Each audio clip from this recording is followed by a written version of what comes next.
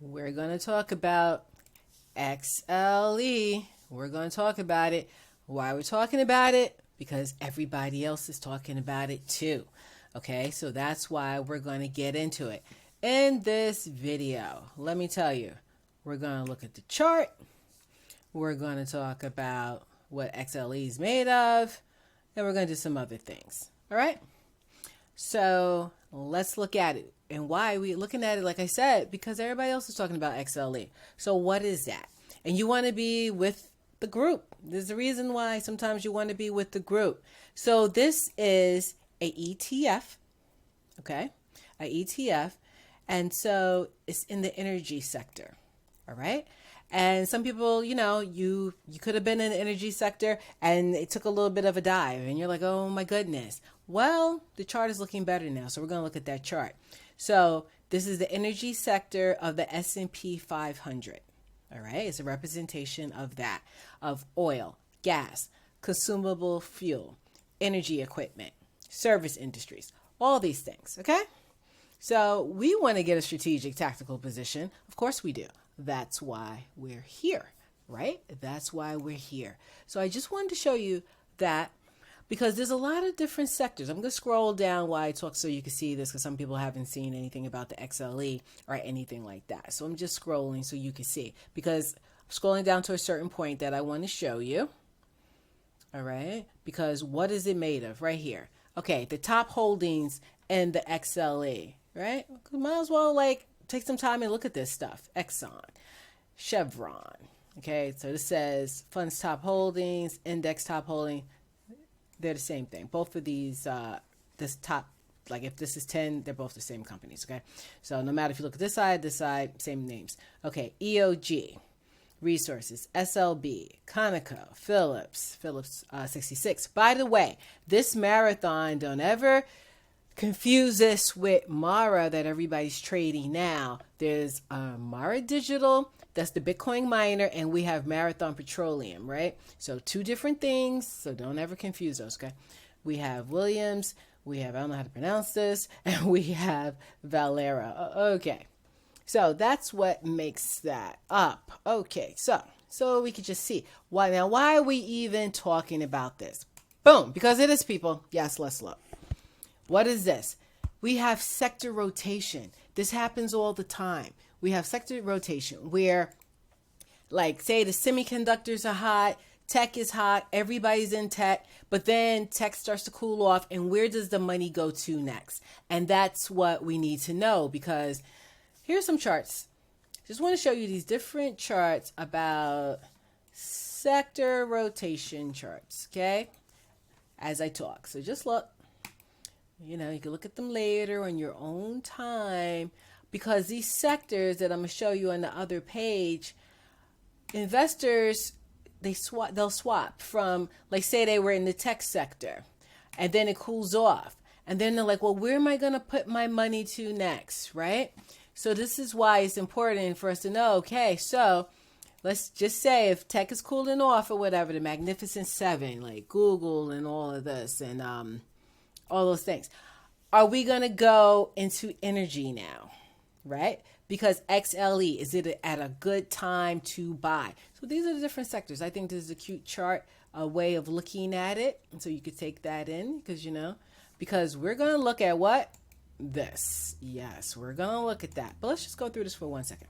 All right. So, yes, I teased you. Yeah, I did. Okay, so energy, utilities, tech, materials, consumer staples. Okay, consumer staples. Down here at the bottom, consumer discretionary, industrials, communications, healthcare, financial, all right, and real estate. Boop, in red. Okay, back to energy. You need to know sometimes we'll rotate. We'll come out of one sector and then people are like trying to see what's hot. And if they believe financial is hot, like say the banks are at a good price to buy, they'll move their money from this sector to that sector. Okay. And then if they say, oh, okay, we did this for a while, as that cooled off, but then, okay, maybe we'll go to that sector. So we can change sectors. That's the thing. that is a thing for people that didn't know it. Now, let's look at the chart. Let's get to it. Enough teasing. Enough teasing. XLE people. Yes. Okay, XLE. Daily time frame. Energy sector, like I said. This is the key. This tells you what all these lines are. Like these lines, boop, boop, boop. Okay? 20, 250, they're color coded. So you can look at that to see what we're above. So you see we're above this 200. I made that thicker so you just know. Okay, the thicker they are, the bigger the number. So this is the 200-day moving average. This is the 50, and then we have the 20. Okay, price right now, $90.52. All right, so we're above this, we're above this. You see, we're right here. And this is why I'm talking about it now, because we're right here. We popped a little bit above the 50-day before, but we dropped below. See, we didn't hold the momentum. We dropped back down, and we're here again. Well, we dropped below again. So now let's look at this chart, because you can see from the past, you see why people are looking at it, right? You can see in the past, look at this. When, okay, we did all this, right? Okay, trend line. So we couldn't break right above that area. Price couldn't break above that. But when it did, the point is with this line, when it did, look at the move. Look at the move that we had. Look at the move. Yes. Yes. Very sexy. I know. I know it's sexy. That's why we're talking about it. And people are talking about it again now. All right. There's a buzz in the air. So you see when we break this descending trend line that it likes to run very nicely, may I add, and it ran before. So it's not its first time doing that. So it did it over here and it did it here. So now will we do it again? And this is what people are looking at, and and why there's a little, love in the air now. So now what line, what do I see? Now this should be clear, but is it? Okay. So let's just draw our little line. Now, we could draw a line just like that. We could do that. We could do that, right? Hold up. Let me just, okay. We could do it like that. And we could say, all right, boom, hit our head right there on the ceiling of a house, let's say, and people fell down. We hit our head. Okay, people sold, resistance. So see how nicely I like predictability. That's what makes the pattern work. And patterns work because we all see the same thing. All the traders, investors who have the technical analysis, this is what I'm here for, right? I'm showing you this. You see it. You're like, oh yeah, this is holding up well. Okay. Rinse, repeat. We do it again. So now when we broke above that line, right? A lot of people say, okay, buy. They were just like, oh, we're ready to buy. Now, some people buy as soon as we really break out. But you see, before it broke out, came back in, right? Up in here. Okay, so sometimes you're like, give it a minute. Okay, so we broke out here. Some people are already in XLE. Okay, but anyway, you see how it couldn't get above this 50-day moving average. But a lot of people like when we hit back down and bounce up. A lot of people like that, okay? Because this was resistance before. When we come back down and we touch it again, that means now it's a support level. It's like, okay, we shouldn't be going back within this box again. We should just now keep going up into the sunset. That's what that means, okay? All right. The ceiling of a house now became the floor, a support level, okay? So that's what a lot of people are thinking right now. Okay, I know that.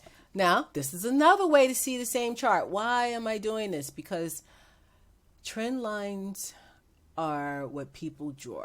What people are drawing. Okay, so it depends how they see it. Some people are going to draw it like that. Some people are going to draw it like that. Yeah, they are. Okay, they will. Some people will. So now, see, then there's one touch here, a touch here, and then here we go with this purple line and the resistance trend line here. And then if that's how people are seeing it, then we could still go back down. Do like all this and whatever until we come out. Okay? So what's the probability? So either which way, eventually we're going to be, that's how we would see it predicted to be. Now remember, this is something I want to bring up too, is that see here in the past down in this level, this area This area right here. Okay, let me get my little, hold on. So you see how we came out of the little channel just to drive you crazy? Just to trigger some people's stop losses, then stop you out before it keeps going up, right? And here, look at this. Probably gave some people like some terror, like, oh my God, right? Stop them out. Boom, boom. Stops were triggered. Stop losses are things that protect investors, right? So you don't have so much loss, right? It caps it, okay? So you can Google what a stop loss is, right? But see, if it comes down low enough, just low enough to stop people out before then what? Pow! I know that's frustrating, okay? I know that's frustrating. So that must have frustrated some people the last time. So now when that happened to them the last time and they're like, oh my God, and then let's say it got away from them, they weren't in, well, best to believe the people who lost this time, they're going to be looking again this time. They're ready for it. They're like, baby, come to me. And you're like, well, maybe they got it. Some people want to get in at a certain price, and if they're not in at a certain price, they just leave it alone. So anyway, point is, we're coming to this area, okay? So this, not financial advice, would be a buy zone, right? This would be a buy zone area because like here and here, buy down here, sell up here, buy down here, like this whole area, right? Buy down here, sell up here. So what are we going to do? Buy down here, sell up here somewhere, right? I mean, is it me? Or I think that's what we're all thinking, right? Okay. So that's the idea here. That's the idea. And when we do that, so let's see, let's just say let's say it doesn't go any lower and it just goes up from here. From here to here, I'm not going to go to the tippy top. I'm not going to do that. Okay. All right. So see this 13? Okay. Where my cursor is? Boop, boop. Okay. So you would make 13%. Okay. You would make 13%. That's how much you would make. If from where we're at now and you wrote it, not all the way to the channel top, but just right about there. Okay. So that's a nice 13% for you to know. Okay. So let's say, hold on. Let's take this off because that's from before. So let's say we do something like, if you, okay. Say it comes further down, right? Channel bottom. Okay. And okay. So you see this trend line, channel top, and let's just say it goes kind of something like that. Let me elongate the channel top. Okay. Boom. Okay. So let's just say, oh yeah, what if everybody goes, you have your order to pick up some here. Okay. A buy limit order down here. Say you pick up some here and say you sold some up here in these nice little, outer space levels, tippy top, very nice. 20%. Right? 20%. So that's looking very adorable. Okay. That's looking very adorable. And this is why people are looking at it. So you can set alerts down here. Okay. You can set an alert at these prices. Now you can see the prices across from, you can see the prices across. So in your brokerage account, you can say, okay, anything down in this area. Okay. So anything between 90 and 88, if you feel like it. Okay. You can set some. And then you can, you want to have a plan. Make yourself a little plan. The market may come down a little bit because the SPY is very, the market's been up for a while. So, it can come down. I just wanted to make some room. So let's say this is something you may also want to see. Okay, where we're at now, right? We make our little forecast of what we think. Okay, so let's say, okay, if you had a stop for this level, stop loss here, I'm not saying that's your stop loss. I have to put something there. You have to figure it out. Because remember, they stopped people out in the past down here, bottom left of the screen. So say you have a stop around there and you say, oh, I'm going to take profit around here. Okay. If you're doing that, this is, hold on. Let me let that little, okay, here we go. That is your risk to reward ratio. You want something above a 3. Boop, boop. That's a 4, baby. That's a 4. Love it. Okay, I love it. And that's why people are looking at it too, because people you want the probability to be in your favor. So it's not gambling. Okay, this is like you have to have some math involved here. Let's have the probability in our favor. You could have a tighter stop if you want. You could bring this up. You could bring it down. That part is up to you, because remember how this happened before, and the market could be coming down a little bit and all of that. Clearly none of this is investment advice, entertainment purposes only, but I wanted to make sure I showed you XLE. Before I go, because I'm still talking because I love this stuff, I want to leave you with this. Okay, what is this? You need some of this. Okay, you definitely need some of this with what happens, okay, in the markets all the time. Make sure you have some of this. Okay, yeah, what am I talking about? Yes. Okay. Oops, kind of crossed it out. Boop. Okay, you need some of that. You got to stay calm. You got to know the markets will be open another day. You got to take it easy on yourself, but then yet make sure you're studying, reading, everything you're supposed to do. Solve your problems. Don't put your head in the sand. Don't have denial or anything like that. You have to be able to come back again and again and again and again. Okay, Miss Moneymaker. Anything that moves. Click like, subscribe. I'll see you in the next video. Bye for now.